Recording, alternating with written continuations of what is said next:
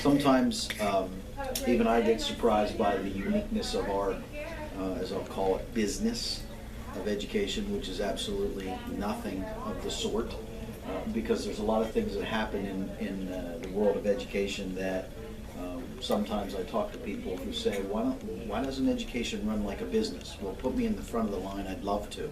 We're not always able to do that. For instance,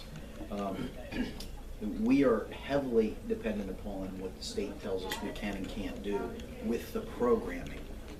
We don't have a product to sell, although we are very proud of the individuals that leave, the people that teach them, and the process that they go through so that they can possibly create future products or whatever it is down the road. And you're exactly right, Glenn. What's interesting is many of the kids that come into our program already know how to use the 3D printer. And I'm sitting there looking at thinking, when I went through many of my art classes, it was totally the opposite. I was going from here to there. Now I'm going from there to here. So it's really a unique situation that we're in. But to update you in relationship to the state budget is where we are right now. We get briefed multiple times, and we were just briefed late last week, early this week, on what the governor is looking at in relationship to education in general. Our briefs come from the Secretary of Education, Carolyn Dumaresque, and the most recent brief was this. Probably the two takeaways that I took from the most recent brief was really this. Number one, the governor has changed his focus about an on-time budget. His focus now is that he will accept a better budget rather than an on-time budget. It is therefore not predicted at all that the state budget will be approved by June 30th at this time. And I recently read this morning the Senate chair said that he doesn't believe that the budget will be done by June 30th and that the legislature is supposed to put themselves in for coming in July. So I don't believe there's going to be a June 30th budget at this particular point. The other thing that the governor has changed his focus on is raising taxes. He's made the statement, or allegedly made the statement to the secretary, that in the event he's able to get pension reform, and I'll talk a little bit about that. If he can get pension reform, he said he will entertain the thought of raising taxes. Now, so those are the two large takeaways from the most recent briefing. And if the priority, though, for the governor in this budget, he says, is education.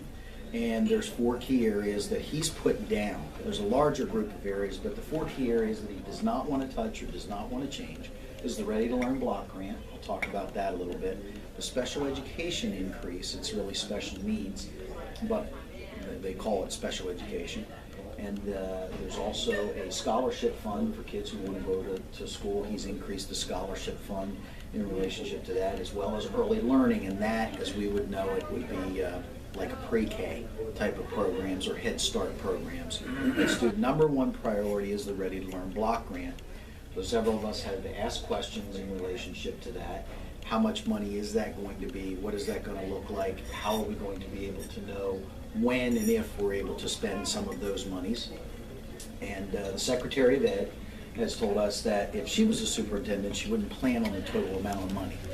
So that's a good heads up for us to say, okay, well, we're not really looking at what we can do. Our budget's due June 30th. The state budget's due June 30th. And it's not that way for every government entity, as we know. Some government entities have their budgets in December for January. We've fought for years to say, please separate us as a school district from the state budget, because we're always guessing on what they're guessing on. So it makes it a huge challenge. We haven't seen any movement in relationship to that, but for us, we think that would be great. Somebody should move off the same date. Public schools cannot delay their budget beyond June 30th. It is the law. You're not allowed. You must actually adopt your budget. That's it, period. Once we pass ours, then you can go back and redo yours. And we have 15 days to redo it. If I can raise taxes, Governor Corbett says, I want pension reform. What does pension reform look like? The current program that he supports, Representative Tobash basically does three things. It doesn't affect the previous retirees at all. It doesn't affect anybody that's currently in the system. It only changes people who are new to the system. And anybody that's coming in and the amount of money that supposedly changes is into the millions and millions of dollars, but no one has really released what year and when that takes place. That doesn't give immediate relief to local school districts and what they must do. However, it does give relief down the road. That's been contested through many things, including people who have said, well, that's against the Constitution and stuff like that. But it isn't necessarily that way, because several years ago, there used to be what's called a multiplier in figuring out public school retirees' pension. The multiplier for public school employees was 2. They voted and made it 2.5.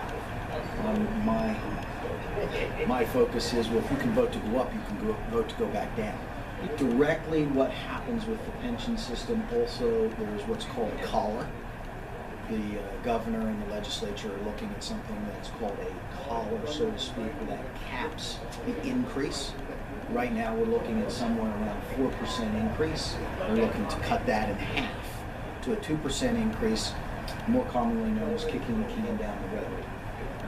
So there has to be some parallel plan with that, and that's really what the governor's looking at with some pension reform with the new employees. Whether it's is this just for teachers? This is just for teachers. Okay. And I think that's a good comment.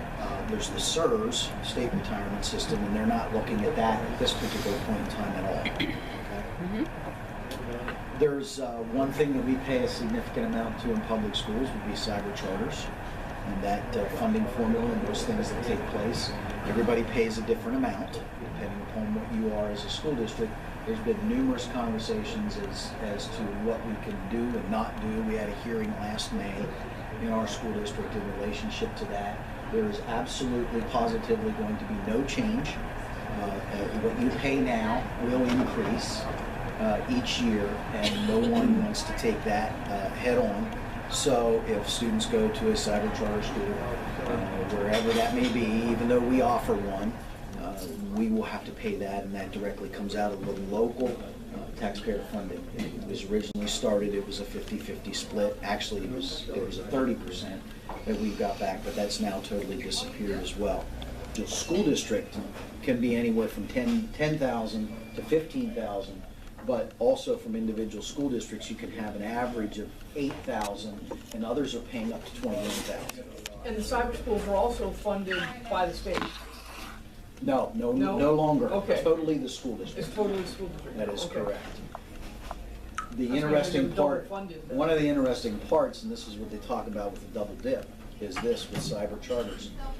We actually pay them their sum of money, and that's it. It's done. It's over.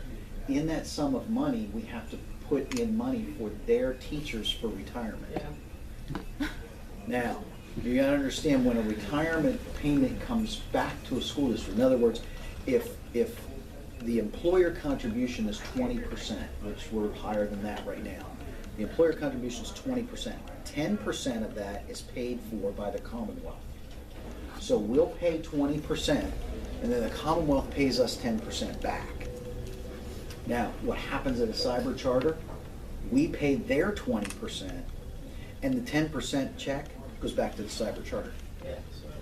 So that's what's called double dipping, and that's not been stopped yet either.